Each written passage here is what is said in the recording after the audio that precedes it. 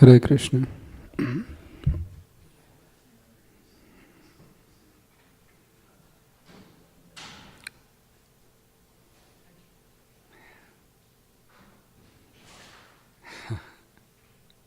Very well. Hare Krishna Sanket. Nice to meet you. Hare Krishna. Thank you for coming. We'll start with the Mangalacharan prayers.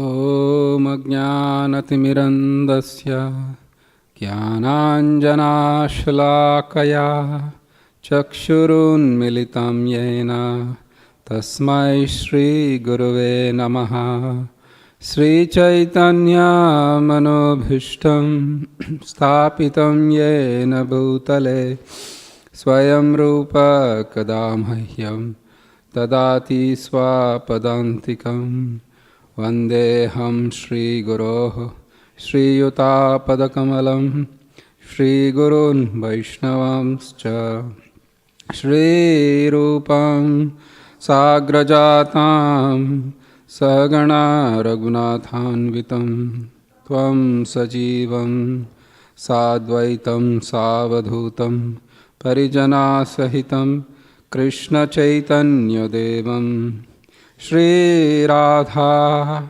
Krishna Padan Sahagana Lalita Shri Vishakhanvitamscha He Krishna Karuna Sindho Dinabandho Jagatpate Gopesha Gopika Kanta Radha Kanta Namostute Tapta Kanchana Gaurangi Radhe Vrindavaneshwari Vrishabhanu Sute Devi Pranamami Hari Priye Vancha Kalpatarubhayascha Kripa Sindhubhya Evacha Patitanam Pavanebhyo Vaishnavebhyo Namo Namaha Jaya Shri Krishna Chaitanya Prabhu Nityananda Shri Advaita Gadadhar Srivasadi Gaura Bhakta Vrinda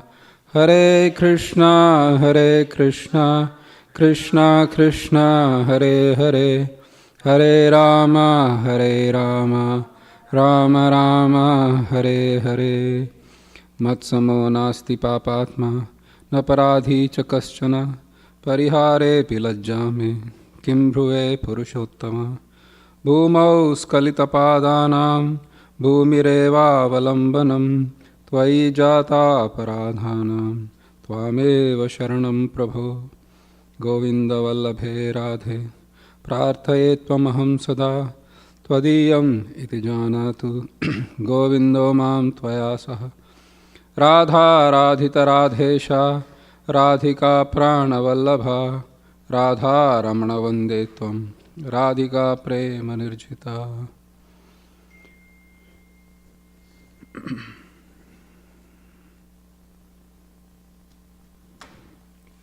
Hare Krishna. Thank you for all coming this Sunday morning at 9. I'm sorry we had to move the class a little bit because the temple is being used for Mother's Day. Happy Mother's Day to all the Matajis in the audience. Anybody who's joined online? Any mothers who joined online today?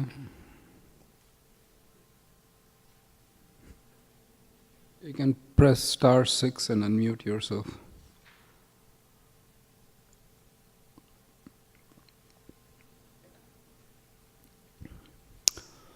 All right. Hare Krishna, Prabhu, this is Sadhana Mataji, online. Sorry, Mataji, I didn't get your name. Sadhana?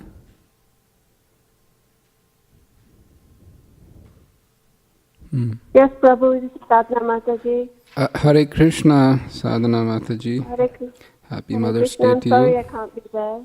Thank you. All right. So we get started with the 12th chapter. I think we stopped at 12th verse, right? So, what was 12th chapter about? Bhakti Yoga. And the first few verses, Arjuna asks Krishna, like, which is better, worship of the personal form of yours, or whether it is the impersonal form? And Krishna says that, the impersonalists, at last they reach me, and the personalists, their worship is more direct. And then after describing that, Krishna describes from 8th verse that always fix your mind upon me, and without deviation. If you cannot fix your mind upon me without deviation, then at least practice the rules of Bhakti Yoga. If you cannot practice the rules of Bhakti Yoga, then try working for me. If you even cannot try working for me, then he says, do some charitable activities. And then he says, work without results. Then he says, amongst all those, better than the jnana is dhyana, better than dhyana is worshipping or working without attaching for oneself to the results, because of which you get peace of mind. So we stopped at that particular point of time, right?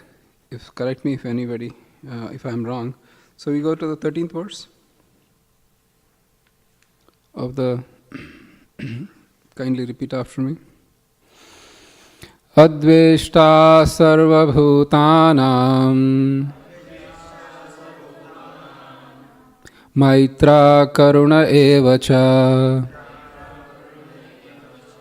nirmamo nirahankara samadukka sukhakshami santushta satatam yogi yatatma drida nischayah mayarpita mano buddhir yo madbhakta same priyah. Preeti Mataji, please do the translation. Oh, you have to use the mic. Translation. One who is not envious but is a kind friend to all living entities, who does not think himself a proprietor, is free from false ego, who is equal in both happiness and distress, who is tolerant, always satisfied, self-controlled, and engaged in devotional service with determination, his mind and intelligence fixed on me, such a devotee of mine is very dear to me. So Krishna turns around after saying about the different kinds of practitioners in the path of bhakti. He gives the quality of those that who are already situated, even on any level. So here he is mentioning few qualities. We'll continue with those and then we can discuss a little more. Next verse, please.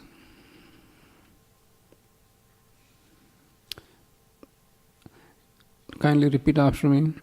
Yasman no dvijate loko lokan no dvijate chayaha harsham harsha bhayodvegair mukto yasa chame priyaha. He by whom no one is put into difficulty and who is not disturbed by anyone, who is equipoised in happiness and distress, fear and anxiety, is very dear to me. So, if you can see the purport a little bit, here, how can a devotee put no one in anxiety or nor be disturbed by anyone? The reason here, Srila Prabhupada mentions here is that the devotee is always a well-wisher of others, and he is kind to every living entity. In the Bhagavad Gita, in the Ishopanishad, it is mentioned that those who see everybody as part and parcels of Krishna, for them, what is the cause of fear or anxiety? So they see everybody as part and parcels of Krishna. Every one of us sitting here is actually a part and parcel of Krishna. And then according to Krishna's will, everybody is acting. In the 13th chapter, actually, we get a deeper insight into this understanding, that how everybody is being carried out by the modes of material nature. There is no point in disturbing others because everybody is already disturbed. Because the modes of material nature actually are taking a toll on everyone else. So there is no point in further agitating them. The best thing is to actually help them to progress in Krishna consciousness, is to give them some relief from the material existence. And so the devotee really doesn't try to exploit others, because he or she does not have an exploitative mentality from others. They really don't disturb others. In fact, what they say to others might be disturbing. Don't get me wrong. That doesn't mean that, should I preach to him or not? Or should I tell him or not? The devotee never tries to stop from that. The example is this. When the Mahabharata war was just about to begin, just prior to that, Vidura was constantly telling Dhritarashtra, who was his elder brother, please do not fight against Pandavas. They are more superior. And he was not telling to put Dhritarashtra down. The Kshatriya spirit says, I am the best. And who is this person telling me? If he tells me like that, then he is enemy. Dhritarashtra was tolerant. Because he was younger brother, he knew that Vidura had the best of the interests of Hastinapur at his heart. But Duryodhana was a very impetuous, rascal kind of person. He has so much of false ego, he couldn't take the good advice coming from any person. In fact, it is mentioned that during the Pandavas' 12 years, many sages came actually to the court of Dhritarashtra, and Duryodhana was inevitably present there. They all told him the same thing. You are hurling towards your inevitable destruction. Please don't fight against Pandavas. They are righteous, they are superior by nature, you don't stand a chance, and it's already been proven. Because when this happened during, right from early on, when Dronacharya completed the education of the Kuru princess, he asked for a Guru Dakshina, and we know the story of how he wanted to capture Drishtadyumna's father, Drupada. He wanted to capture Drupada. They couldn't accomplish that. Right from word go, the superiority of Pandavas was clearly proven, and Duryodhana could not accept that fact. In fact, it's mentioned that Markandeya Rishi came and he spoke in a very nice way. And while he was speaking, Duryodhana was scratching the toes on the floor, and he was looking at him like in a sneering way, what are you saying to me? And then he got so disgusted at one point, he insulted the great sage by showing his thigh. He lifted his dhoti and showed his thigh. And then Markandeya Rishi got so furious, he said, may that thigh be broken. I curse you that the thigh be broken, and eventually that's what will happen. So, when that happened, Vidura was telling Duryodhana lost his patience. He said, just throw this particular person out of this palace. I have nothing to do with this person. He's such a crooked person that he always sides with the enemy, and he is taking money from us, financial support, but he's maintaining the superiority of enemy in my presence. Throw this person out. And then Vidura was the devotee. It's said that it's mentioned in Bhagavad Gita that they don't take insult and honor equally. So Vidura did not say anything. He just left that palace thinking this is the external energy of Krishna. And then he left. He left to the different places of pilgrimage. During Mahabharata war, he was MIA, missing in action. As in, he was not involved. He was just going to different places of pilgrimage. And towards the end, when Yudhishthira becomes the king of Hastinapur and when Pandavas are installed, he comes back.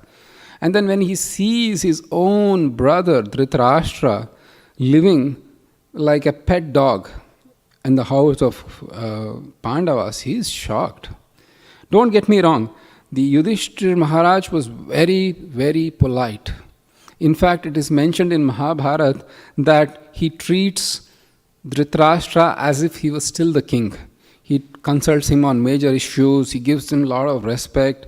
And most of the Pandavas are reasonably tolerant towards Dhritarashtra, except for Bhima. He does not take any opportunity to belittle, insult, and to vent his anger for all the injustices that has been done for all the 12 years. And Dhritarashtra, it's now that his receiving end, he can't do anything because he is not the king. He has to just tolerate. And Vidura saw this. He saw this and he spoke very harshly to his elder brother, saying that you are becoming old, your teeth are falling out, your eyesight and ears are barely able to function, yet you are living like a dog in the house of your nephews whom you tried to kill formerly. And then that time Dhritarashtra is awakened to his spiritual existence and he walks off. It's mentioned in Bhagavatam that all the three walk off one fine morning without telling anyone, and they achieve spiritual perfection. The point of this is that the devotee does not stop preaching. The idea is that we preach in a way that is palatable. Not in a very weird way. But at the same time, we do not waking someone from their material existence, and in the process there could be some discomfort.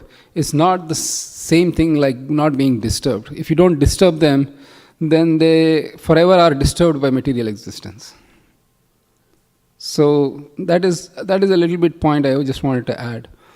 Questions, comments, concerns? We had few questions. Okay, Shraddha had one question and then... Hare Krishna. Haribol. So even if people are reluctant to hearing what you're trying to say or trying to preach to them, we should still try to preach to them? Excellent point. No, the idea there is we should not be hesitant to preach because we might feel they are disturbed. Krishna says that he by whom no one is put into difficulty means, for example, a person is very much addicted to consuming of alcohol. It's a simple example. Or another simple habit is smoking. And he or she is your good friend, and you don't want to incur their displeasure by pointing out their faults. In that case, it is the fear that's holding you back from displeasing others versus taking a stick and say, okay, chant Hare Krishna, otherwise I'm going to back you on your head. Oh, you won't say? Right. Say it. Right. So that is it. You get the point. So, we actually, as a matter of fact, in book distribution or in other preaching forums, we have to be smart enough to figure out how the audience is, receiving the messages. If it is, there is certain interest, then we do it. But after a stage, you just stop. You know when to stop. Because you can move on to find someone else rather than trying to, make it as like a personal challenge. I am going to convert you to a devotee. Because nobody can convert nobody to a devotee. Right? I'll come to you. So, is that okay? Yeah. So, before the class, Vijayaram Prabhu asked me a question. So, he said, people in this world, they are suffering or enjoying the resultant reactions of their past karma. Yes or yes? After death, you mentioned that they go to hell, where they have to suffer. Isn't this double taxation system going on here? That wasn't your question, right? Okay. Isn't that double taxing? Here you are suffering, there you are suffering. What is the deal here? Going to hell involves doing some extra special work here in the material world. In the normal course of action, you don't go to hell. Unless you are a very sinful type of person.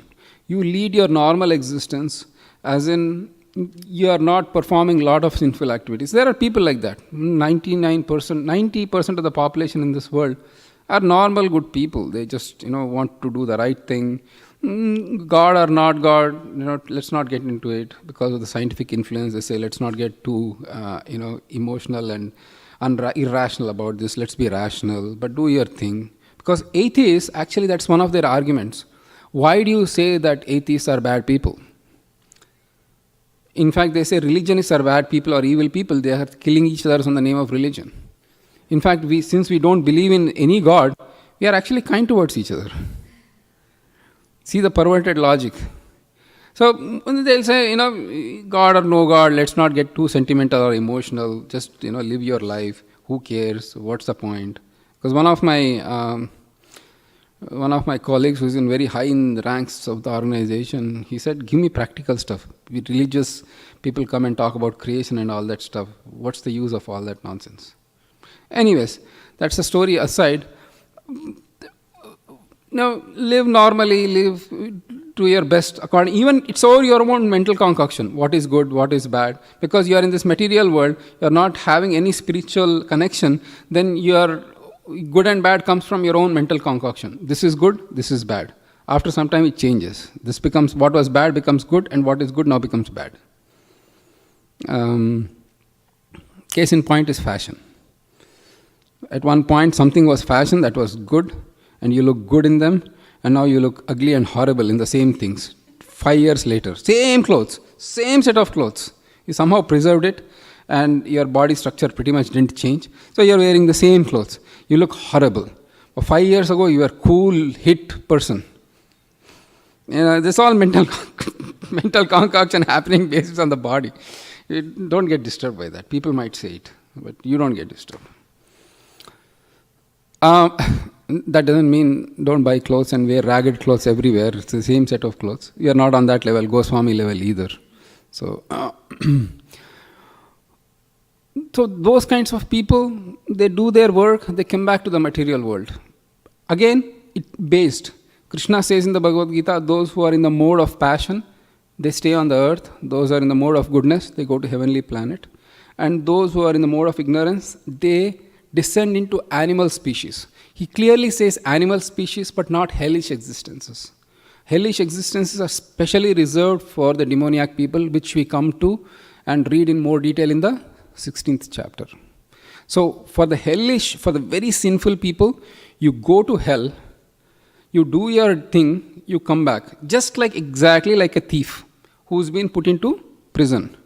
You did your crime, now you do your time. After that, do you want to do your crime again? You have to come out of the prison and you coming back to your normal free society, and then you decide whether you still want to do more crime or something like that. You still have to take some after effects. Don't get me wrong. People might say, oh, what were you do? Where were you before? Well, I was a resident, I was an inmate of a particular correctional facility. Oh, say, thank you very much. I don't think we need any inmates right now. So people might, there will be after effects or reactions.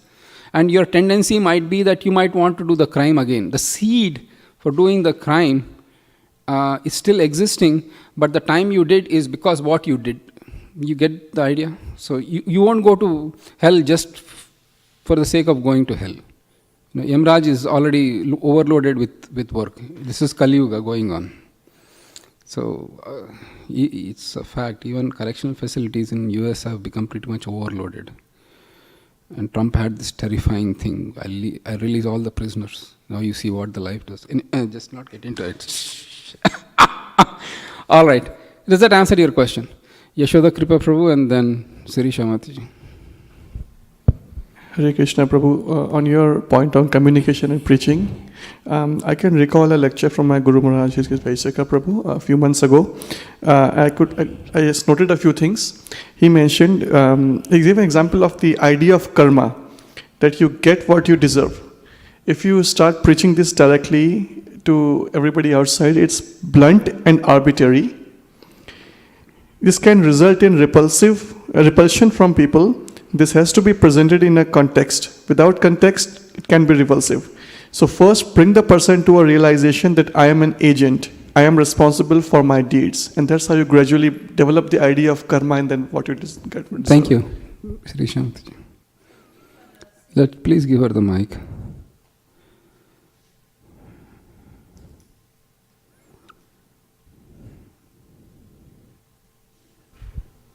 sinful activity, I have a question. So some people will unknowingly do sinful activities like accidents, and other people will die. So what is that mean by, I mean, how much crime, how much sinful that one? Without knowing, they do some harm and other people will get injured, or so it comes in what sinful activity, how? The best course of action is to surrender to Krishna. This material nature is such, you cannot avoid sinful activities, sinful actions. You walk in the night, how many times it happened, you and me experienced, it's a rainy evening and it's pretty much dark and you're walking and you hear that crunch below your feet, where a snail or something like that was really crushed to pieces. You really didn't want to do it, but it happened. And you should surrender to Krishna, because knowingly when you do something is different from unknowingly, but the reaction is still there. So you should pray to Krishna. He said that I'll protect you from all sinful reactions. It's better to surrender to Krishna, because mentally you cannot speculate. I did this, I should get that. Arey Baba, I don't even remember what I did 2 days ago. Two lifetimes, 20 million lifetimes. I just can't. I'll just surrender to Krishna saying, I don't know, I don't remember. I just surrender you, please give me protection from all these sinful reactions, and Krishna will. But eventually, if one is not a devotee, there is reaction also to that. But it may not be on the same level, but there is still a reaction to that. Thank you. Because, yes, Sanket. So how do you define a devotee? Who just comes to temple, or one who is conscious of Krishna. Just be very clear on that. No, the external things don't really qualify as a devotee. And Krishna knows that in the heart, who is not. So conscious being, like everything comes all the time, right? Yeah. Everything is Krishna's energy. And one person who is one yardstick, there are 2 or 3 yardsticks, but one yardstick is that, as a devotee, you seriously want to go closer to Krishna, and to that end you want to actually, seek a guide, a spiritual master, who can actually take you back to Krishna, a bona fide spiritual master. That urge is there, that I am willing to put that surrender to Krishna in real life by actually taking initiation from a spiritual master to whom I can be submissive to. Because if I am not submissive to a spiritual master, and get that training, it's unlikely that Krishna will accept me. Because the concept in of itself is that I can go to Krishna without any middleman. Krishna is very fond of his middleman. It's a different kind of middleman. So they are not considered devotees who are not initiated? I said aspiring. Somebody who is at least serious.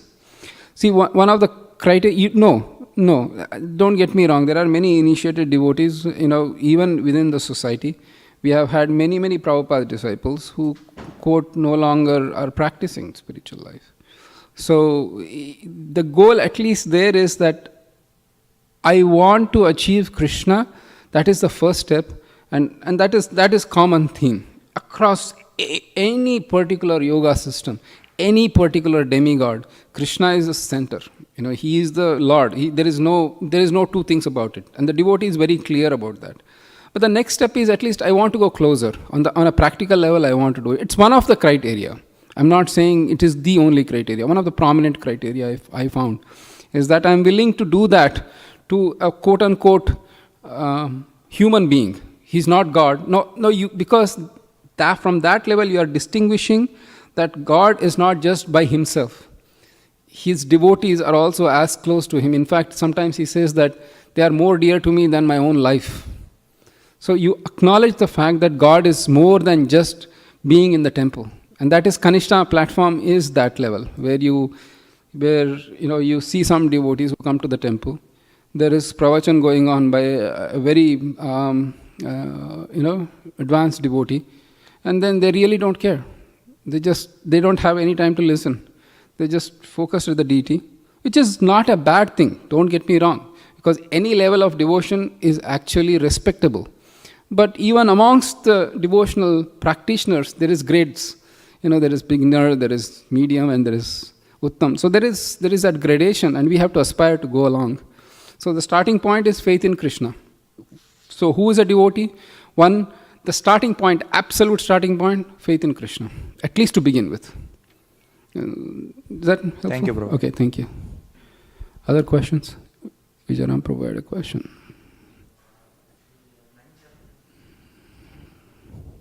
Ninth chapter is most confidential knowledge. It also depicts devotional service to Krishna, and 12th chapter is stated as devotional service. So, what is that?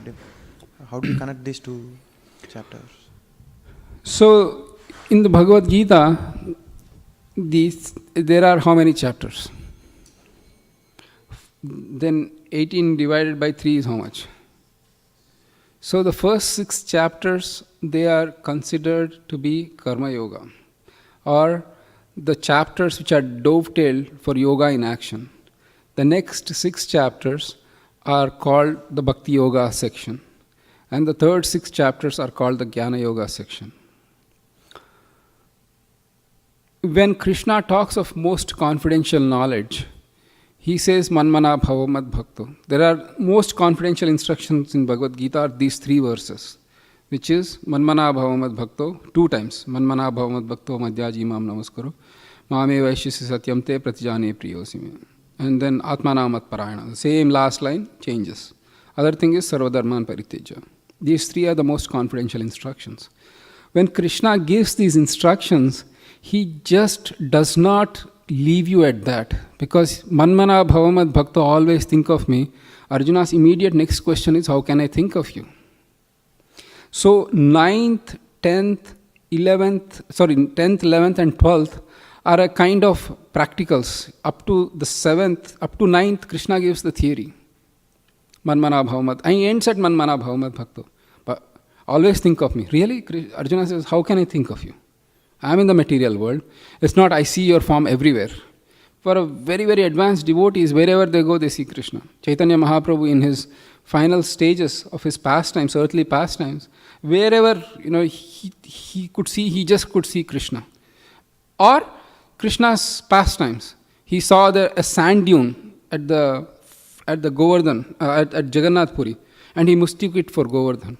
The dark ocean, he mistook it for Jamuna, and he out of his sheer madness, he dove into the ocean, and then he was rescued by a fisherman, because he was... At one stage, you actually see Krishna day in, day out. You don't any small thing that actually completely reminds you of Krishna, and you are overwhelmed by thoughts of Krishna. And that is always be absorbed in Krishna, Manmana bhavamad bhakto. But we are not yet there. So Arjuna says, how can I think of you? Okay, I'll give you my opulences, then you can think of me. Then he gives about the universal form, how I am all pervading. In many ways, you can think of Krishna like that. So it's more of practicals. On the 12th, actually when Krishna says, Kaunteya pratijanehi name bhaktya pranashe, in the 9th chapter, he says that my devotee, even though apichet, he is a very, person of not good character, but his mind is always focused on me. The practical aspects he shows next. He says how we can think. And in the 12th chapter, he says, even if you cannot think of me all the time, I know it's hard to always think of me. He says in the 8th chapter, always think of me and fight. Really? And somebody asked me the question, in the class, right? You remember? They said, if I am driving on the road and thinking of Krishna, then what will happen? Yeah. Or if you are cooking and always thinking of Krishna, then what will happen? Instead of sugar, you will put salt.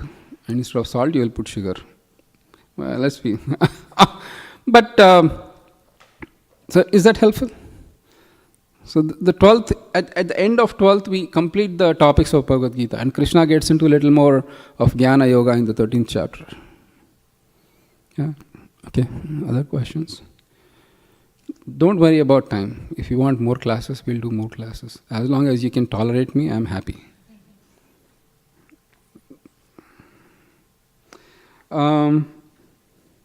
Shall we go on?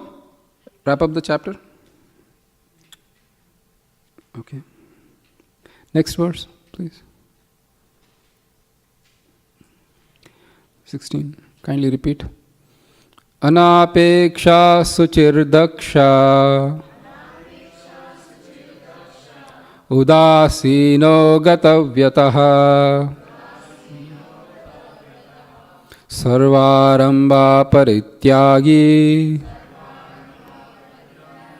yo madbhakta same priyaha.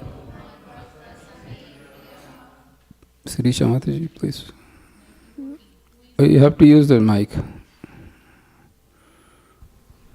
My devotee, who is not dependent on the ordinary course of activities, who is pure, expert, without cares, free from all pains, and not striving from some result, is very dear to me. Thank you. Next verse, please. Text 17. Yo na hrishyati na dveshti na shochati na kankshati shubha shubha parityagi bhaktimanya same priyaha. Actually, Rupali Masi, no, you can do that, please. Let's wrap up with the mothers in the audience today. If that's okay, Lauren. Thank you. Translation. One who neither rejoices nor grieves, who neither laments nor desires, and who renounces both auspicious and inauspicious things, such a devotee is very dear to me. So one point here is auspicious means chanting of Hare Krishna is supposed to be a very, very auspicious thing. In fact, it is mentioned pure devotional service is Shubhada or auspicious. Krishna is saying reject all of them, auspicious, inauspicious, so I don't have to chant Hare Krishna. You see the intelligence, if it is having faith in something, then you can twist the words. Anyways, here when Krishna says auspicious and inauspicious, it is the auspicious and inauspicious of the material world. Oh, this is auspicious. Oh, this is very inauspicious. A pure devotee of Krishna is situated on the platform where everything is auspicious, because that is directed towards Krishna. If you are not on that, if you are on that level, then you reject the idea that something is auspicious. Oh, are you starting chanting at 10:13 in the morning? Didn't you know that's a very inauspicious time? Rahu is eating Ketu and all sorts of funny stuff is happening. Whatever. No, Hare Krishna Mahamantra doesn't depend on your time. Nasmaranena kalaha. There is no hard and fast rules for chanting Hare Krishna Mahamantra. You should chant any time and all the time. So devotional service, the devotee doesn't care about auspicious and inauspicious time. So that's what is mentioned here. Srila Prabhupada also, he was traveling and preaching so much, he didn't wait for, what was the auspicious day to start, what was the inauspicious day to start. He depended on Krishna most of the times, and he turned out to be wonderfully successful. So I hope that helps. All right. Yes.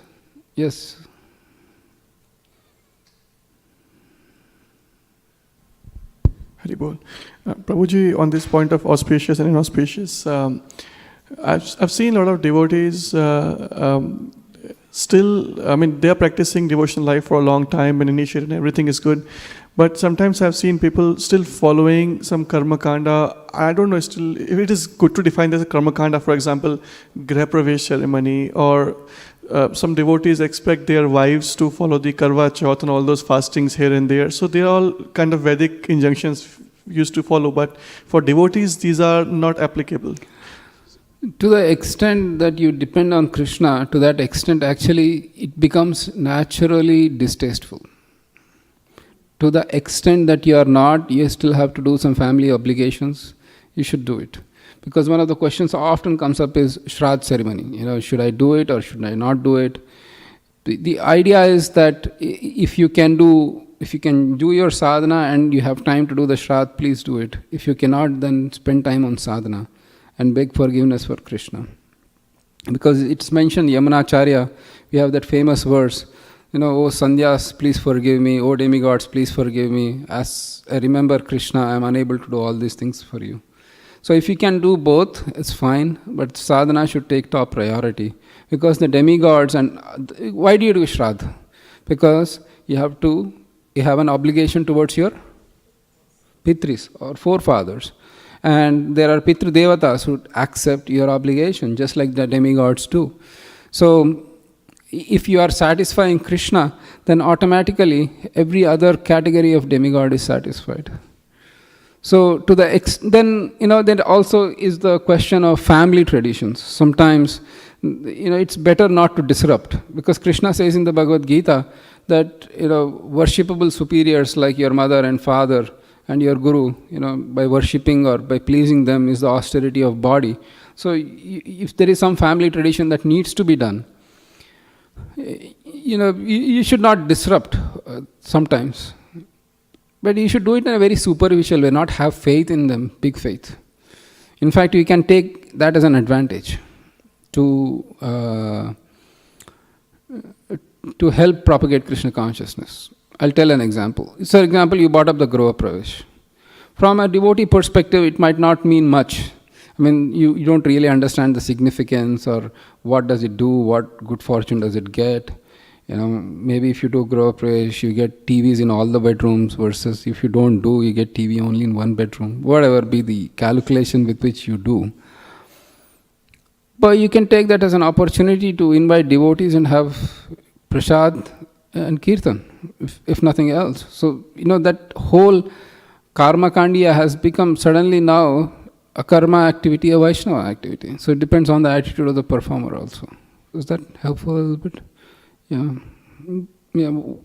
One shouldn't place equal emphasis. Oh God, I have to chant and then I have to do the Shraddha ceremony. No, don't have that doubt. Your mind shouldn't be assailed by those doubts. I have to chant Hare Krishna. If I can't do this, sorry. You should be very clear. You shouldn't be burdened. You shouldn't be harassed. You shouldn't feel like suffocated. God, this Hare Krishna walas are there. They are asking me to do all this stuff, and then there's family here is doing this. Don't. Always depend on Krishna. You say, as Krishna, I surrender unto you. You fix the problems, because I can't fix the problems on my own. You have all these demigods, you have this Shraddha, you have this Devatas, you have all the stuff. You deal with them, I can't. I'll just surrender unto you. And Krishna says, sure, no worries. And that's what exactly I'm suggesting in Bhagavad Gita. So it's a happy agreement. Please forgive me, demigods, I didn't mean to say anything. No disrespect to you, but this is what Krishna is saying, I'm just repeating. So, is that okay? Let's go to the next verse. At least let's do the 12th. No, few of the 13th also is very nice if you can.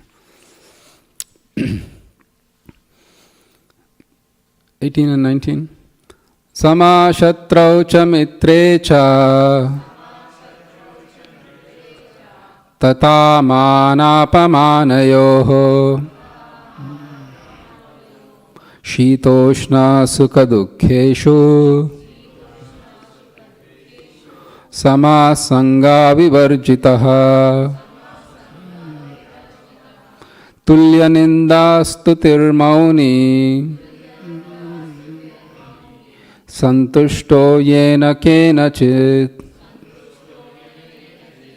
aniketastiramatir bhaktiman me priyo naraha.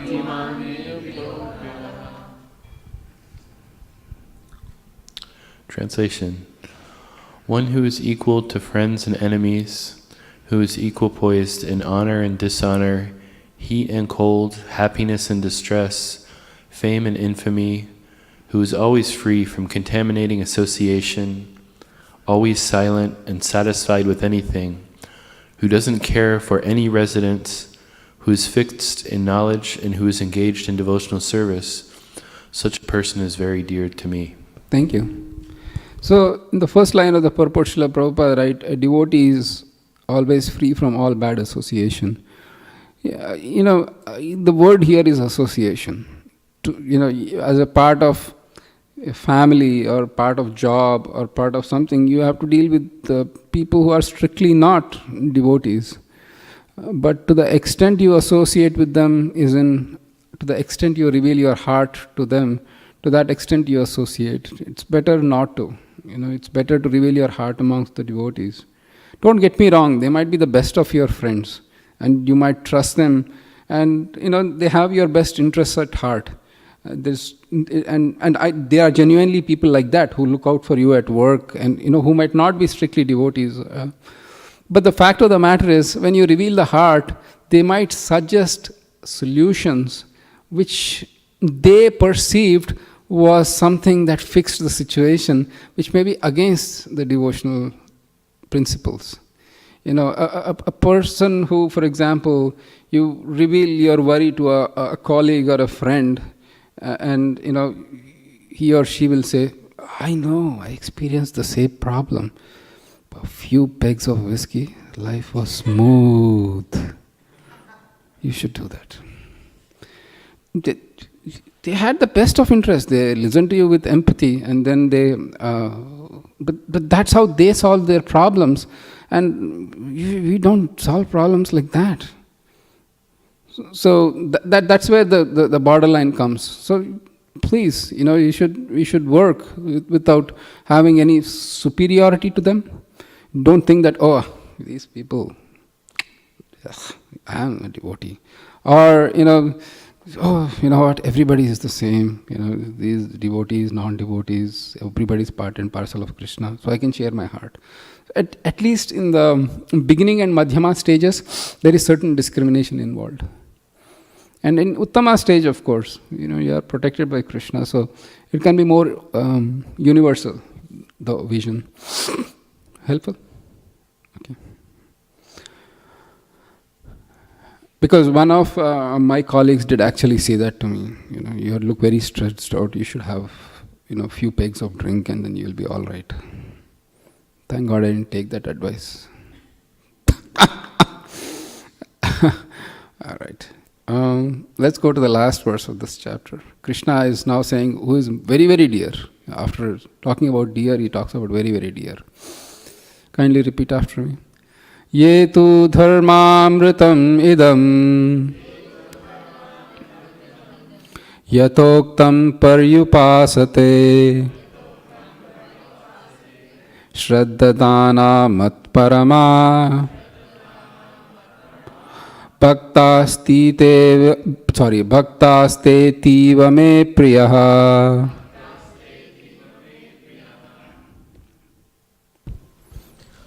Those who follow this imperishable path of devotional service and who completely engage themselves with faith, making me the supreme goal, are very, very dear to me. Thank you. So let's read the purport a little bit. In this chapter, from verse 2 through the end, from Maya Veshya Mano Yemam, fixing the mind on me, through Yetu Dharmamritam Idam, this religion of eternal engagement, the Supreme Lord has explained the processes of transcendental service for approaching Him. Such processes are very dear to the Lord, and He accepts a person who is engaged in them. The question of who is better, one who is engaged in the path of impersonal Brahman, or one who is engaged in the personal service of the Supreme Personality of Godhead, was raised by Arjuna, and the Lord replied to him so explicitly that there is no doubt that devotional service to the personality of Godhead is the best of all processes of spiritual realization. In other words, in this chapter, it is decided that through good association, one develops attachment for pure devotional service and thereby accepts a bona fide spiritual master, and from him begins to hear and chant and observe the regulative principles of devotional service with faith, attachment, and devotion, and thus becomes engaged in the transcendental service of the Lord. This path is recommended in this chapter. Therefore, there is no doubt that devotional service is the only absolute path for self-realization, for the attainment of the Supreme Personality of Godhead. The impersonal conception of the Supreme Absolute Truth, as described in this chapter, is recommended only up to the time one surrenders for himself for self-realization. In other words, as long as one does not have the chance to associate with the pure devotee, the impersonal conception may be beneficial. In the impersonal conception of the absolute truth, one works without fruitive results, meditates and cultivates knowledge to understand spirit and matter. This is necessary as long as one is not in the association of pure devotee. So let's do a little bit more. Fortunately, if one develops directly a desire to engage in Krishna consciousness in pure devotional service, it does not need to undergo step-by-step improvements in spiritual realization. Devotional service, as described in the middle 6 chapters of Bhagavad Gita, is more congenial. One need not bother about the materials to keep body and soul together, because by grace of the Lord, everything is automatically carried out. Thus ends the Bhaktivedanta purports to the 12th chapter of Srimad Bhagavad Gita in the matter of devotional service. Questions? Comments?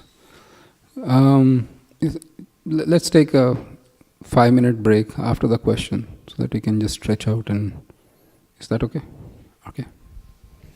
Yes? Hare Krishna Prabhu. Ram Prasad Prabhu. One question. Prabhuji, so this question is related to one of the verses where Krishna says, one who is not disturbed by... who is equipoised in happiness and distress and fear and anxiety is very dear to me. And also in this connection, so one need not bother about materials to keep body and soul together, because by the grace of Lord, everything is carried out automatically. So there is some connection, Prabhu, where, based on my understanding that on one side we put a lot of effort or a lot of endeavor to keep this body and soul together ourselves. Like in this world, we have to work and we have to put extra effort. And as a result of that, there is always constant anxiety. Oh, if I don't do this well, there are some consequences. Because I am that anxiety is partly because of my attachment to the results. So, there is always. So you said in the beginning that these verses from the highest Maya Vesha Mano Yema, like 8th, 9th verse, regulative practice, and then work for me. These are these for pure devotees, or these are also at every level you mentioned, right? These verses are applicable. How do we understand all this, Prabhu? So the Maya Esha Mano Yemam, that verse is that's applicable to the broad swath of devotees, starting from those whose mind is completely fixed, versus those who are not even like having faith in Krishna. Then at least Krishna says that you do this at least. So to the point that you just do your work without expecting the results. But to the extent one, as you mentioned, is attached to the idea that somehow I have to maintain myself, to that extent one has to bear the anxiety of material existence. But the other problem is you cannot cast it away just by your wishful thinking. I'm not the body, I don't have to go to work, I'm not the body, I don't have to go to work. You can keep on repeating the mantra, next day comes you will run off to work. Because you are impelled by your nature. That nature is not yet thoroughly cleansed from within. So the practice of devotional service, you come to that state. Even within ISKCON, we see quite few sannyasis, where they have taken up sannyas, and it's a pretty painstaking order. They have no fixed shelter. They don't know where the next meal is going to come from. They don't know where they're going to stay next, how their life is going to go. So, but if you depend on Krishna, in the end it will work out. There will be anxiety to begin with, don't get me wrong. Even Srila Prabhupada, when he came to West, he came with nothing. There was no clue about, we are worried so much. Sometimes I think about that. We are worried like medical insurance, this insurance, that insurance, and so on and so forth. But when he came here, he practically didn't know how will he be supported in the first place. He didn't have money, he didn't have connections. But he said by depending on Krishna, it eventually will, we can see what great result happened. To the extent our faith is there in Krishna, and it will be born out of our devotional practices. I am not condemning anybody who does not have that faith, because if one doesn't have that faith, like most of the devotees might be in the beginning stage or in the medium stage, they still have to, do that sense of duty, and they are still attached to the body. At that stage, it's imperative that you follow Krishna's instruction and not disobey him. God is there. He said he will take care of me. But Krishna said you should fight to Arjuna also. He said, "Oh Arjuna, if you don't fight," in the 18th chapter he says, "You are impelled by your false ego. You think I don't have to fight, but because of your nature, you will fight nevertheless." So there is that balance. As we progress in spiritual life, you can feel it. You can get that fearlessness by surrendering to lotus feet of Krishna, that nobody can do anything to me unless Krishna wills it. And I can never die if Krishna doesn't will it. I will never go hungry if Krishna is providing me. So that strong faith will come, and that fearlessness will shake off. But till that point, there is, as a family, if you enter into family life, then, you have to take that responsibility too. You just can't simply be neglectful of that principle. One aspect. The other aspect is, even if one is internally completely detached, externally they will still act in a way to show to the world that, we are not crazy people. The Goswamis of Vrindavan, they were the highest devotees of Krishna. In fact, it's said that in the spiritual world, they are the Manjaris, or servants of Radharani. And they had a specific Manjari bhav. While internally they relished that mood, externally they didn't dress up like women. They never did that. And they absolutely had every right to be in that dress, because that is their original natural position. But because they were in this world and they were playing the role of Goswamis, they were very strict. In fact, in doing their sadhana, Hare Krishna, welcome. In fact, in doing their sadhana and everything, they were very strict. Please give them some asana. Thank you.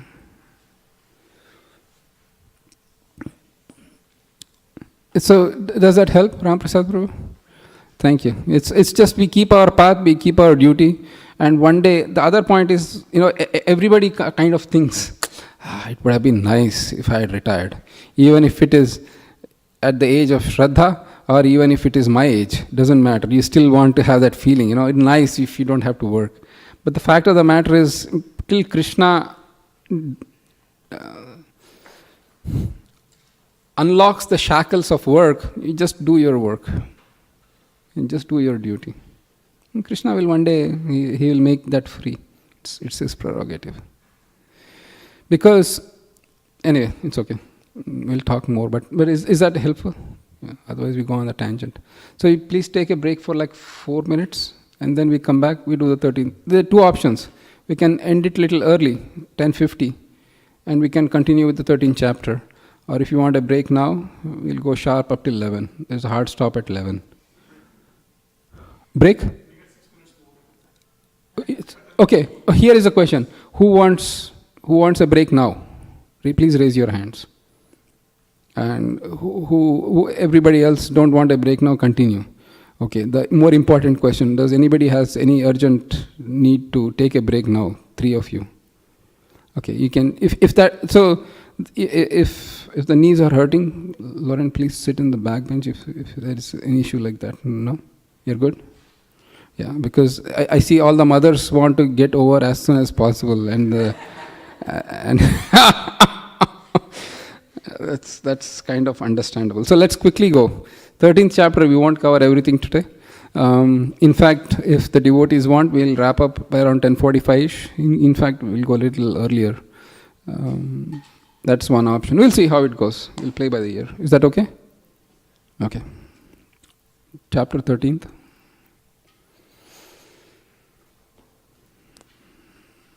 Actually, go to the 13th chapter, Prabhuji, and go to the last verse. Because we'll do the last verse, purport, and then we'll come back. Chapter view is fine. Yeah. Last verse is 35th.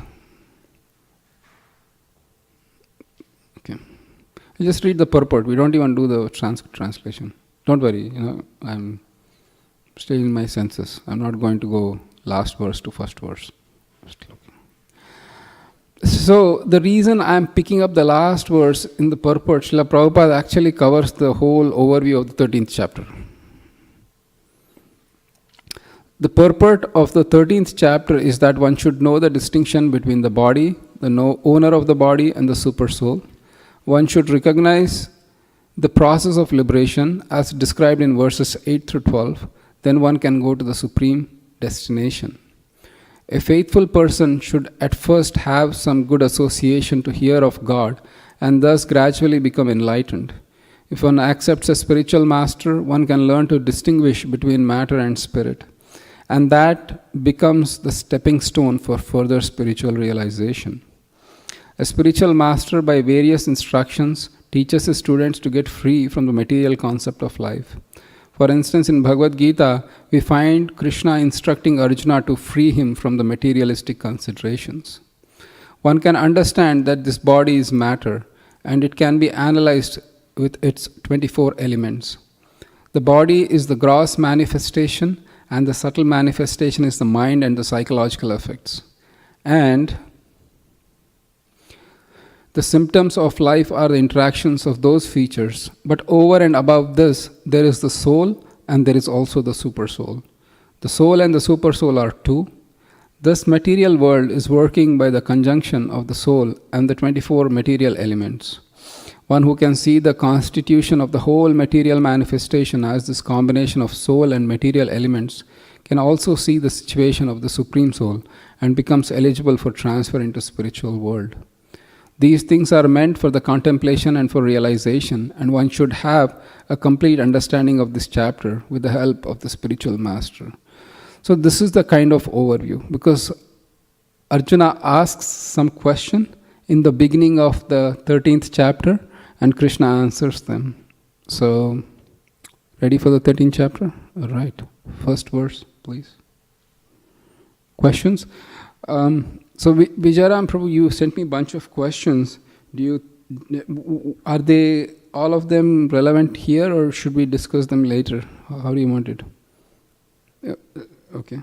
All right. We'll see. First verse, please.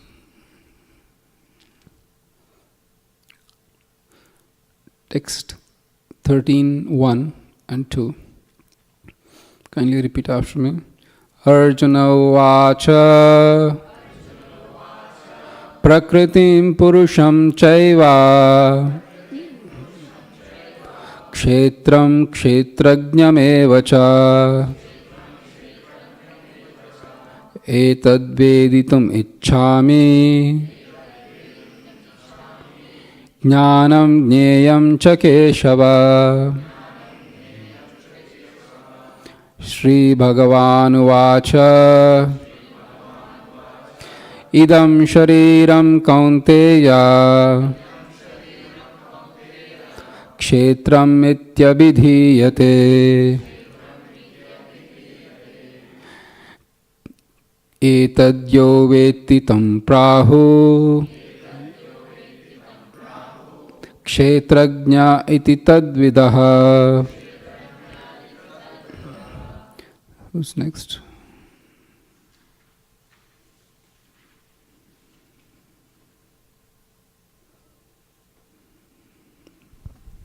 Arjuna said, "O my dear Krishna, I wish to know about Prakriti, nature, Purusha, the enjoyer, and the field and the knower of the field, and of knowledge, and the object of knowledge." The Supreme Personality of Godhead said, "This body, O son of Kunti, is called the field, and one who knows this body is called the knower of the field." So, how many questions does Arjuna ask? Or what are the 6 subjects that Arjuna asks? Purusha and Prakriti. What is nature and what is the enjoyer? Purusha, Prakriti. Then the second question he asks is,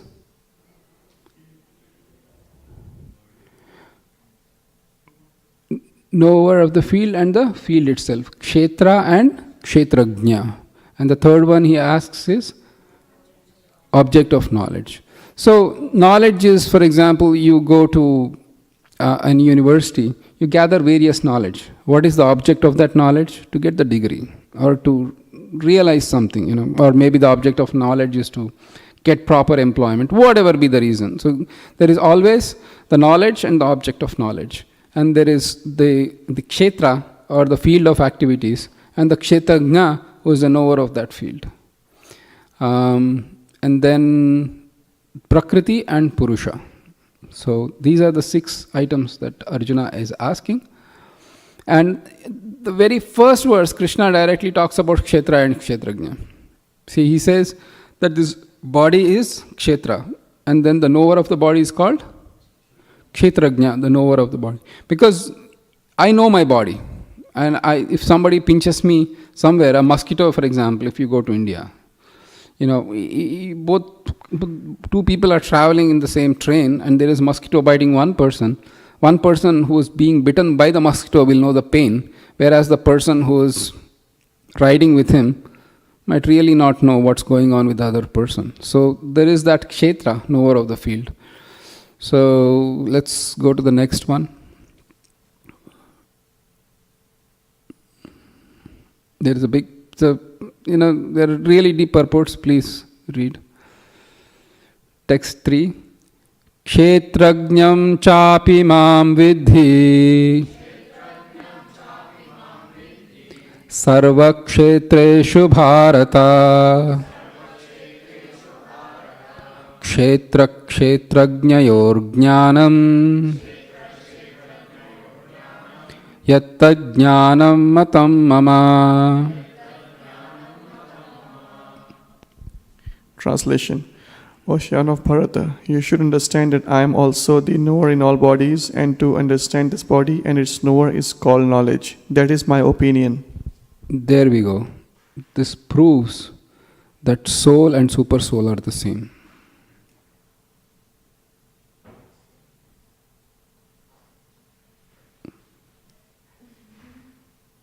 Because Krishna is saying, you are the knower in the body, I am the knower in the body, so we are the same people.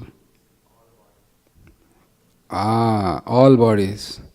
So here is because this has been commented a lot by the monists who said that this practically proves that God and the soul are one and the same. Because God says that I am there, you are there, we both are in the same body. But Krishna is clearly saying that I am also the knower in all the bodies. When a mosquito is biting one person, a snake is biting another person, they can feel the relative, but Krishna can know the pain of both the people. He says, you should understand that kshetram mam chapi vidhi sarva kshetreshu bharata. Kshetra kshetrajnayor jnanam. So other thing Krishna is saying that I am giving you this knowledge, right? If God and the soul were never separate or distinct, then one part of God is giving knowledge to himself. And one part of God is completely in ignorance, and the other part of God is in complete knowledge. So one part of the God is giving knowledge to, it's completely illogical.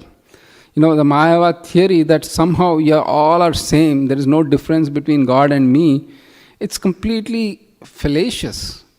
If God and me are the same, why am I getting knowledge from God? Because I am God. But, you're not God anymore. So it means I can keep changing. From God I can become non-God, and from non-God I can become God. And then who makes me God from non-God and vice versa? Pardon? Mind or material nature. So material nature is God, there is no God. But material nature is there. Mayavadis say, material nature. Under material nature this all happens. So if material nature is there, but then the material nature is false, illusion. Means that God itself is an illusion. Seriously, think about it. I can become ignorant person, but when I am quote unquote liberated, then I gain my natural position as God. In the meanwhile, there is a person who is telling me all this knowledge, but he is also material. Because God, when he comes to the material world, he takes on a material form, but this material God is telling me some material knowledge that I can become God. Thank you very much. But Krishna is clear, because he is unconditioned by material existence. Even though he is present in the material world, the material nature cannot touch him. Therefore, Bhagavad Gita is authoritative. Otherwise, Bhagavad Gita is meaningless. I am giving you knowledge. What is the value of your knowledge if you are conditioned like me? Just like, you're telling your colleague that I have problems, they, okay, drown yourself in alcoholic beverages, you will be all right. Because the knowledge is not coming from an absolute platform. Does that make sense? Because this is something that we shouldn't get confused. Because Krishna is giving knowledge means it is coming from an authoritative sources. Otherwise, there is no meaning to having this knowledge at all. All right. Any questions, comments, concerns? If you can read the purport, actually, here is the question I have. Devotees, we can go do a little bit deeper purports in the classes. It'll be more classes, or maybe a little more reading at home. Versus we can skim through a little faster and we can read at home. So you decide how you want me to help you or serve you. Then we can go. Questions, comments before this? Go to the next verse. Yes. Lauren, here's your mic. Yeah, I'd just like to raise my hand in favor of more purports if possible. Oh, more purports. Okay, sounds good. Thank you. That Krishna says, like, you gave your opinion, and Krishna saying that is my opinion. He says in this particular verse. It's so wonderful, that personality of God. He doesn't say, I am the God. This is my opinion. You take it and not take it. It's like the president of US is saying, I want to go war with this person, but that's my opinion. And that carries heavy weight, because that opinion, Krishna is the supreme absolute truth. And when he says that very distinctly, then it is the absolute truth. Nobody can come and say that what you said is incorrect.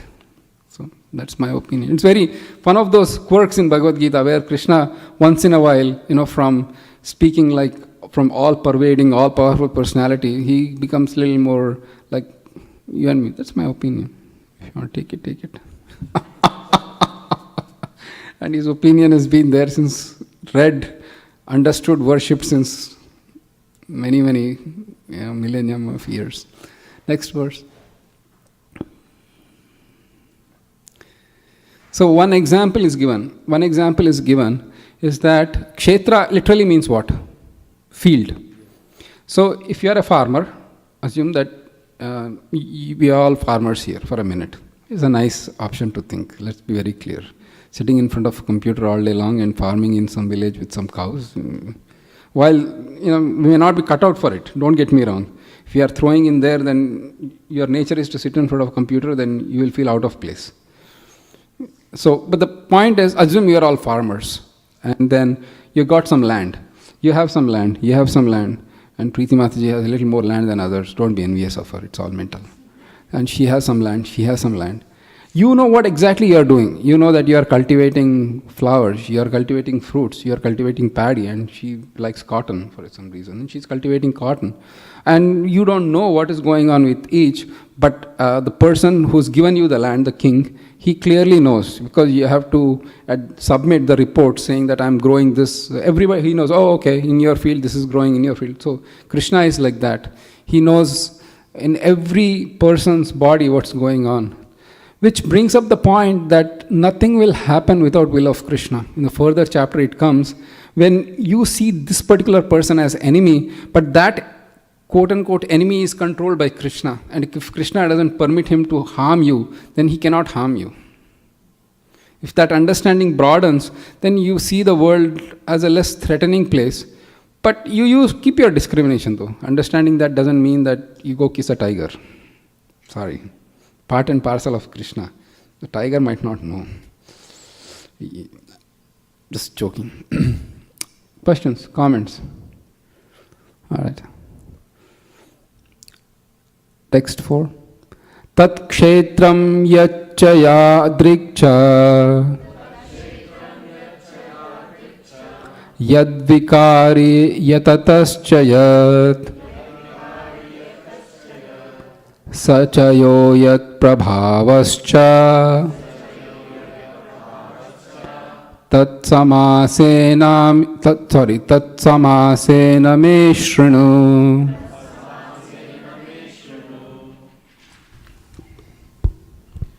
Now please hear my brief description of this field of activity and how it is constituted, what its changes are, whence it is produced, who that knower of the field of activity is, and what his influences are. Thank you. It's pretty obvious. So, what is this body? No, I have this body, but what is this body? When it is produced, what is the influence? And I am the owner of this body, just like I am the owner of the land, I am the owner of this body. What my influence is? How much can I influence or be influenced, kind of thing. So, next verse. Rishibir bahuda gitam Chandobir vividai pritak Brahma sutra padaischaiva Hetu madbhir vinischitahai.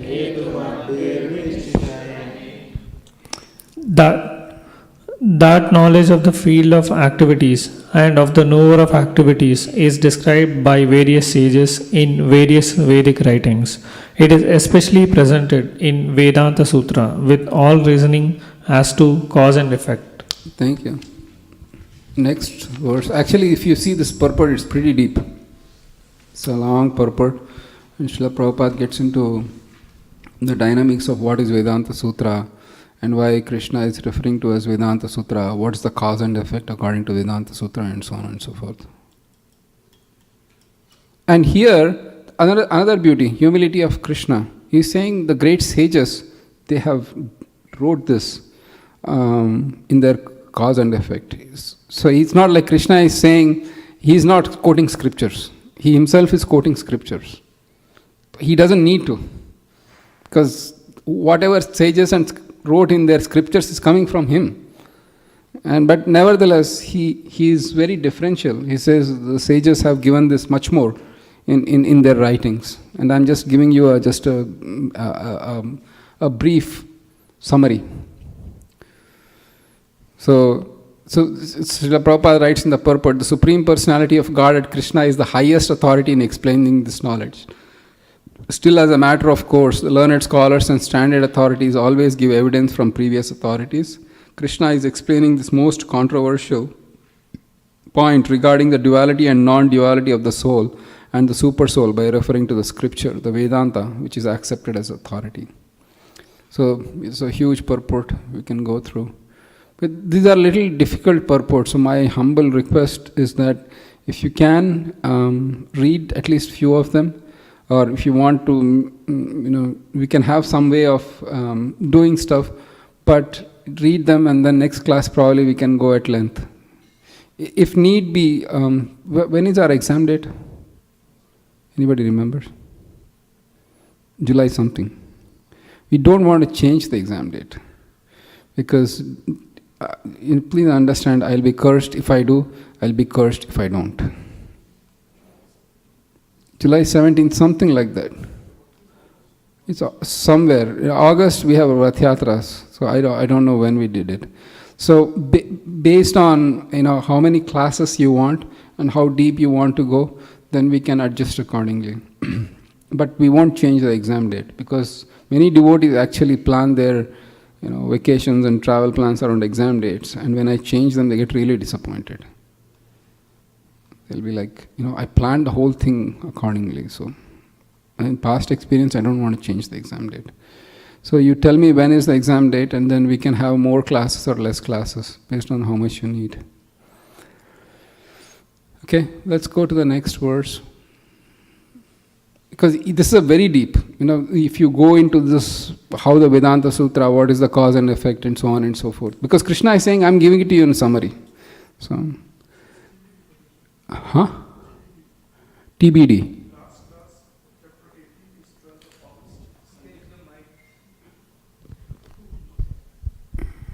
The schedule I received from Shamlangi Mataji in March says 12th August, Sunday is the chapter 18 class, which is last one, and then third semester exam is TBD. TBD, we did not decide it yet. As far as in the emails I know.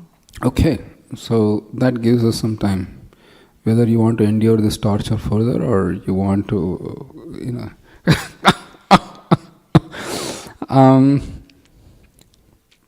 then we can get, we can discuss a little more classes also.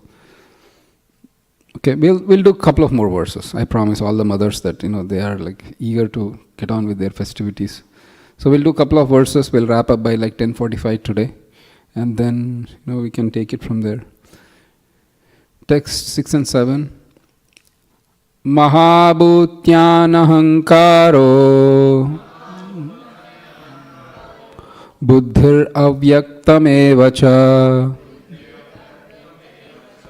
indriyani dashaikam cha panchachendriya gocharaha ichchadvesha sukham dukkham sanghatascetanadrithi etat kshetram samasena savikaram udahritam. The five great elements, false ego, intelligence, the unmanifested, the 10 senses and the mind, the 5 sense objects. Thank you. Desire, hatred, happiness, distress, and the aggregate, the life symptoms, and the convictions. All these are considered, in summary, to be the field of activities and its interactions. This is the material existence, pretty much. This is all there is. These are all the 5 elements, the mind, the senses, whatever Krishna has mentioned, pretty much that's all people can do. A jiva can actually be engaged only in these particular 24 elements of material existence. And then, actually we'll read the purport a little bit because it will help you read the Bhagavatam. Srila Prabhupada actually summarizes the whole thing in the purport. Shraddha, can you read the purport, please?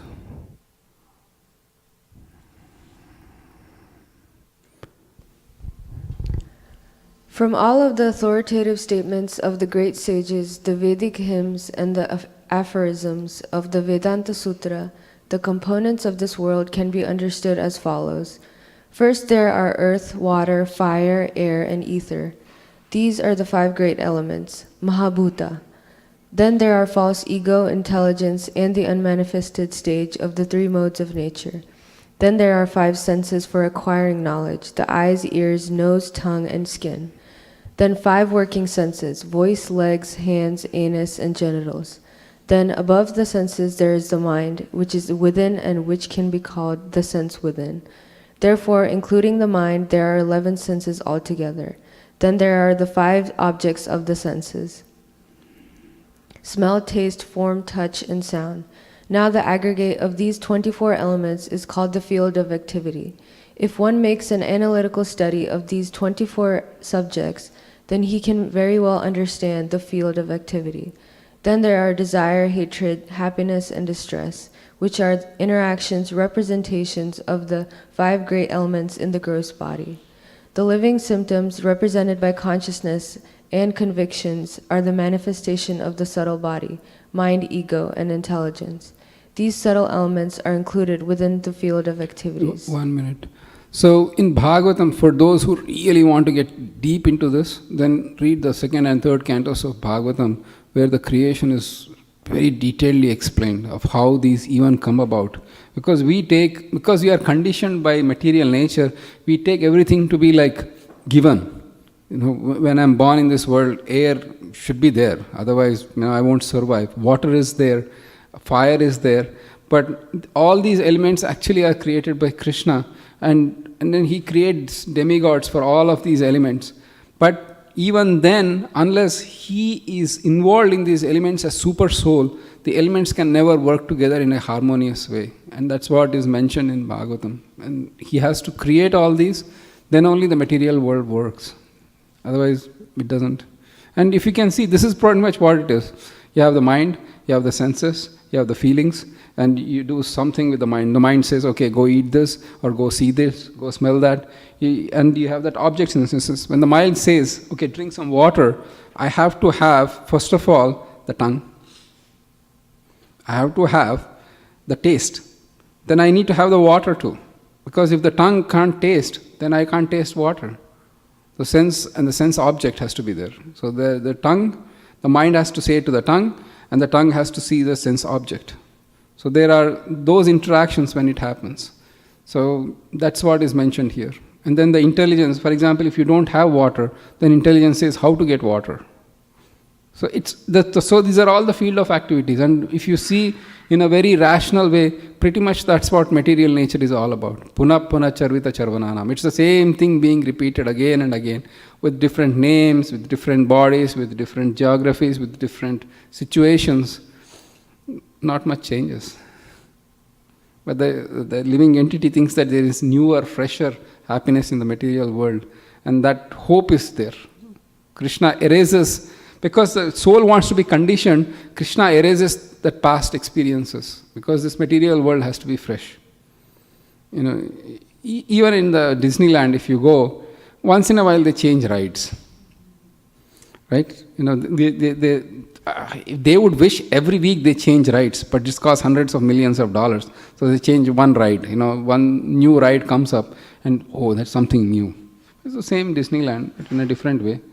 You charge more every time you go, but that's about. See, seriously, when I came to here 20 years ago, it was $78, $79, $80 per ticket. And now I heard it's like $170, $180 per ticket. So, anyways, somebody raised their hand. Hare Krishna Prabhu, oftentimes I see in the purports about these three subtle elements, mind, intelligence and false ego. Mind has been equated with the unmanifested stage of the three modes of nature. So can you please elaborate a little more on that? So starting of this paragraph, first they are earth, water, fire, ether, and then there are five great elements. You have to go a little up, Prabhu. I'm telling the... So last line, manifestation of subtle body is mind, intelligence and ego here. So it's mind here. Okay. And if you go up please further.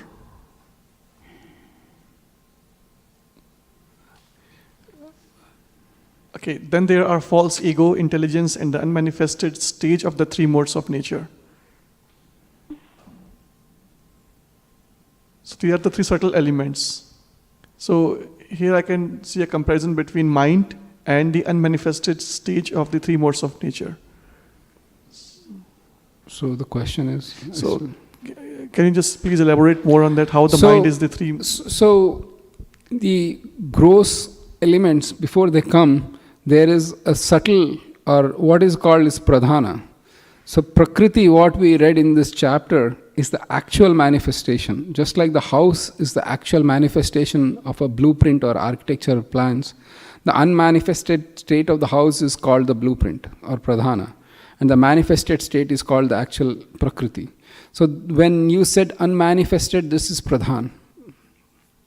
And pradhana includes all the elements. Mind, so the gross material elements and the subtle material elements are the manifestation of different aspects of pradhan. Some are manifested gross, some are manifested subtle. So is that helpful a little bit? No? Okay, go ahead. I was specifically looking into this mind is equating mind with the unmanifested stage of the three modes of nature. Because those two are clear, the false ego, intelligence are still there, but some other place in the paragraph, Srila Prabhupada has compared this unmanifested stage of three modes of nature with the mind. Okay, let's read that. That's the bottom, the last line. No, wait. First there are earth, water, air, ether. Then there are five great elements, Mahabhuta. Then there is false ego, intelligence, and the unmanifested stage of the three modes of material nature. Yeah, come down, please. So you are saying now that three subtle elements are lumped as one of them is mind, and then you are equating by logic as mind is equal to the unmanifested. How is that the same? It's not the same.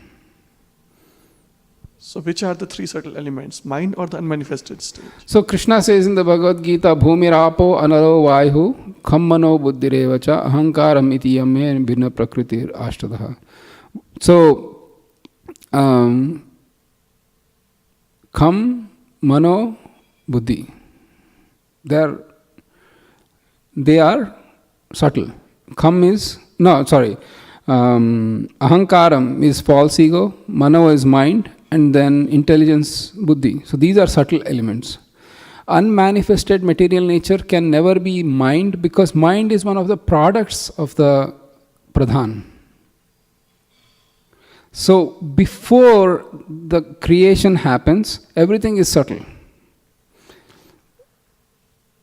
I highly recommend that this topic is not a trivial topic, but if you want to get more into it, then please join Bhakti Vaibhava. The reason I'm saying is because there are 2 cantos dedicated to Bhagavatam. But the way it works is, in the beginning of the thing, there is unmanifested material nature. There is no material nature at all. There is zero material nature. The material nature comes as unmanifested pradhana. And then from pradhana comes prakriti. And then from prakriti comes, the jivas, or the Brahman, or the jivas, they come from prakriti. The prakriti causes the cause and effects of the material existence.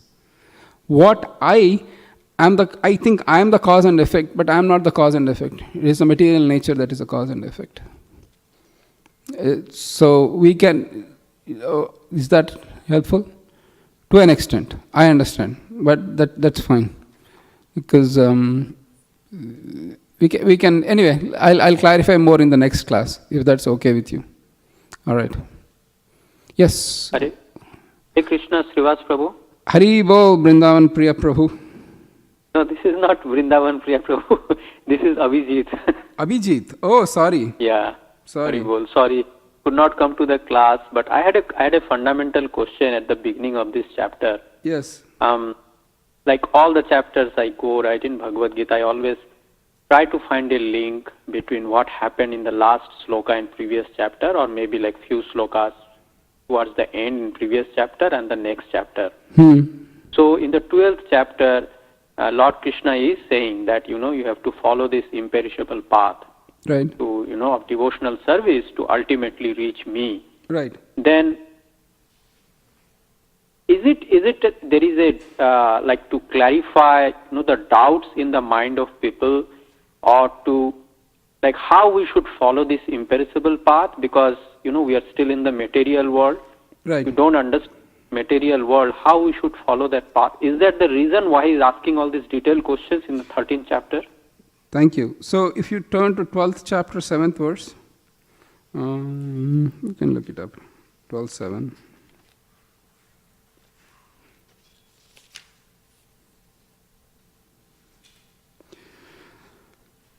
So, but, okay. Yeah. Tesham aham samuddharta mrityu samsara sagarat bhavami nachirat partha maya veshita chetasam.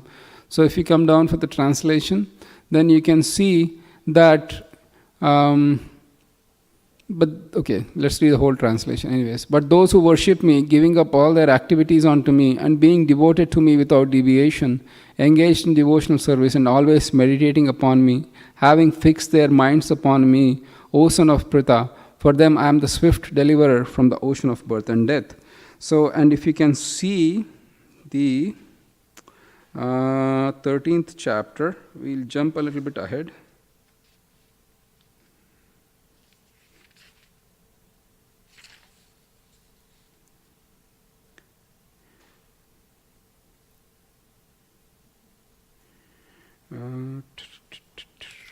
Okay.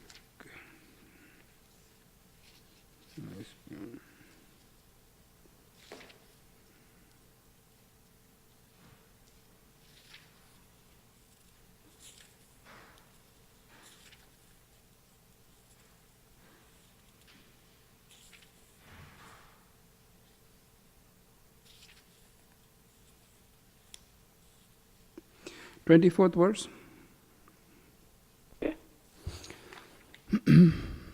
13th chapter, 24th verse.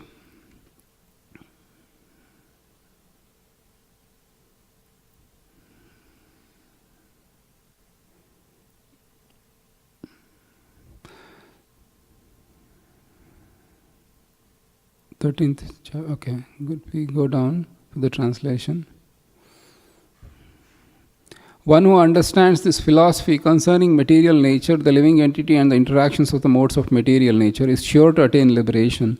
He will not take birth here, regardless of his present position. When Krishna says, I am the swift deliverer, then he is also giving information on how to be delivered from the cycle of birth and death. And therefore, he is asking. So if you are in a jail, then you need to know how, what is the exact method. If a person is really helping you to get out of the jail, then he'll say that, don't worry, I'll take care of you. But he'll also tell how to get out. He'll tell where the keys are, when the alarm systems will go off, so on and so forth. Prison escape kind of situation. So Krishna is also saying the same thing, that this is the philosophy if you can understand. Because he said, I am the swift deliverer, he's also giving the information. Is that helpful, Abhijit Prabhu? Yes, Prabhuji, I had this question for a long time, that why suddenly, Arjuna asked this question when devotional chosen, why he asked, and that is really helpful. Thank you, Prabhuji. Thank you. All right, more questions. I think we'll stop here. So somebody please take note on which verse we Hare stop. Krishna, Prabhu. Hare Krishna. Now it is Vrindavan Priya, Prabhu, I know. So this is really Vrindavan Priya now. I know. I have been listening. Hare Krishna. Hare Krishna, yes, Prabhu, thank you. So, Prabhu, I missed Yashoda Kripa Prabhu's question. What was the question? I couldn't completely understand. So, let's read that particular. Shraddha didn't even complete her purport, but that's fine. We are all spontaneous. Looks like we are all on Raganuga marg. No sadhana here. Just a joke. Just a joke. When we do the nectar of devotion, then you might a little laugh at that joke. But which verse were we in? It's right there. Okay, thank you. From the authoritative state. Okay, let's go read that. From the authoritative statements of the great sages, the Vedic hymns, and the aphorisms of the Vedanta Sutra, the components of this world can be understood as follows. First, there are earth, water, air, fire, and ether. Then there are the 5 great elements. These are the 5 great elements, Mahabhuta. Then there is false ego, intelligence, and the unmanifested stage of material modes of nature. So these, Yash Prabhu has said, or Yashoda Kripa Prabhu has said, that these are the subtle elements, according to him. And if you come down a little bit, last line of that, come down. The living symptoms represented by consciousness, convictions, are the manifestations of the subtle body, mind, ego, and intelligence. So if you take these 2 sets of 3, the overlapping is mind and intelligence. No, which is the overlapping thing? Ego and intelligence. Ego and intelligence. So his question is, how can mind be same as the unmanifested material modes of nature? Did I get your question right? So, Srila Prabhupada never said that they are the subtle elements. These are subtle elements, and they are consistent with Krishna's words, Bhumirapo Analo Vayu. There he counted, he was just enumerating the elements. Intelligence, and then unmanifested modes of material nature. So if you see, that list has to be 24. So if you can see now, come down a little bit. Aggregate of these 24 elements. So Yashoda Kripa Prabhu, the homework is that they should have 24 there, including the unmanifested material modes.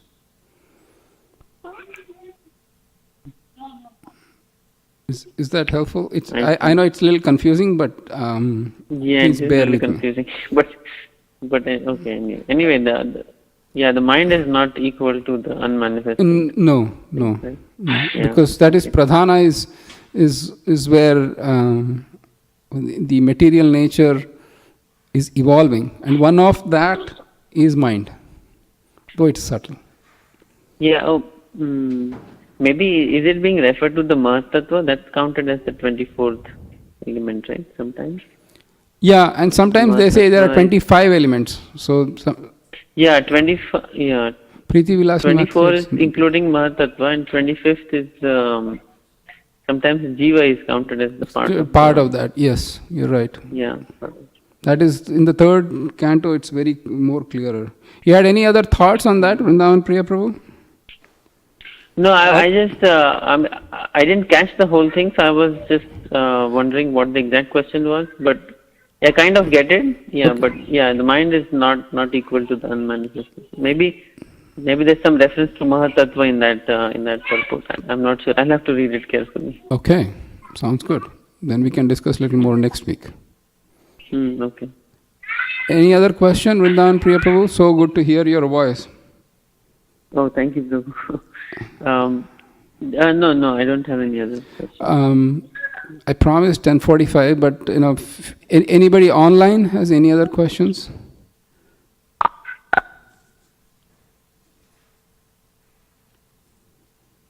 Okay. Preeti Vilasi, you had to add something. You wanted to add something? No, you're good. Okay. Did anybody write anything in WhatsApp?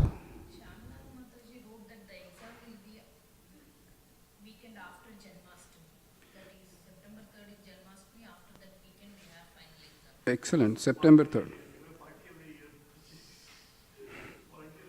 Oh yeah, we were saying that because Janmashtami, it is closed a week after Janmashtami is what is the exam. So anyway, that September 3rd is little way off. Okay, sounds good. So we'll stick to that date because everybody plans for that date, so we'll just stick to that. Thank you. Okay, Sadhana Mataji has a question. Pictorial representation of 24th Upvas. Pictorial representation. Okay, you can try, Mataji. If there is you can just take a picture and post it in the WhatsApp.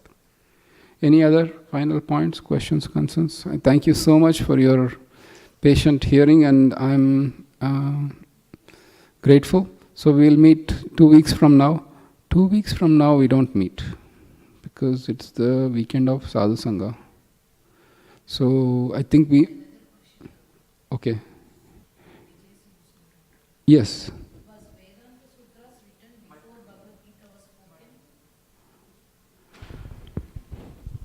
Was Vedanta Sutras written before Bhagavad Gita was spoken?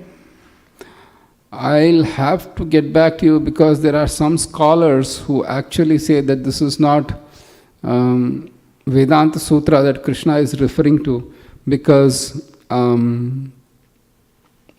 that time when Krishna spoke Bhagavad Gita, the Vedanta Sutras were not written in a strict fashion. But Srila Prabhupada says it's Vedanta Sutras, so we accept as Vedanta Sutras. One thing. Yeah. And also, Krishna is, because he is the storehouse of all knowledge, he doesn't have to wait till the Vedanta Sutras are published to say that they are written in Vedanta Sutras. If I don't know stuff, right? If I don't know, then I need to have a book and refer that book and quote it here. Right? But if Krishna is the source of all knowledge, and the Vedanta Sutras have been there since time immemorial, so we can say that yes, the Vedanta Sutras were emphatically there by that particular point of time. Otherwise, Krishna wouldn't say that. There are two aspects to it. One aspect is that Krishna is all-knowing, and then, the Vedanta Sutras existed since time immemorial. Even keeping that aside, if Krishna said for that particular time from Vedanta Sutras, then we take it for a fact that they must have been published. Otherwise, there would be some criticism on part of the Lord that what he is speaking that I don't understand. Right? Krishna, it's a normal thing. So, by that logic, yes, it is Vedanta Sutras. Even this is not the first time Gita was spoken to. So yes, it was spoken also because this is the copy that we are using. So yes, Vedanta Sutras were present. No, I mean it was spoken to Sun God first. Right? Like but even Vedanta Sutras were written by Vyasadeva. Now the question asked is, were they there? Were Vedanta Sutras written by that time? Yes, they were written. Otherwise, Krishna's words would be, there would be some criticism on the part of the Lord that he spoke something that we don't understand. Because he's the source of infinite knowledge. And because he's speaking to an audience on this earth, then when he speaks something relative to us, then yes, it is there. Right? Because, for example, if you are doing words, if you are learning words, then we assume that the alphabets are present. Something like that. Otherwise, Vedanta Sutra is the essence of all knowledge. So yes. Yes, another question? Any important verses from chapter 12 to be memorized? Somebody is asking. Saurabh Goyal Prabhu. Saurabh Goyal Prabhu. I think we have the list. But there is no 12th chapter in this list, Prabhu. In this list? No. Then we don't have to memorize anything in 12th chapter. Okay. Unless you want to. You're always free to.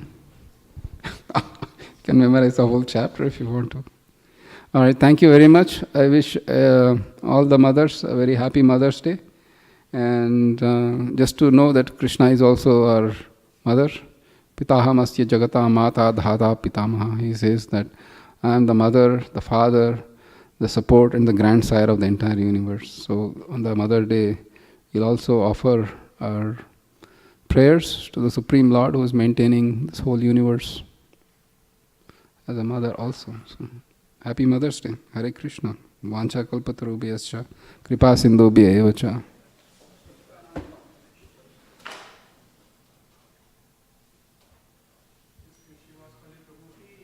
Gaura Bhakta Vrind ki jai. Bhagavad Gita ki jai.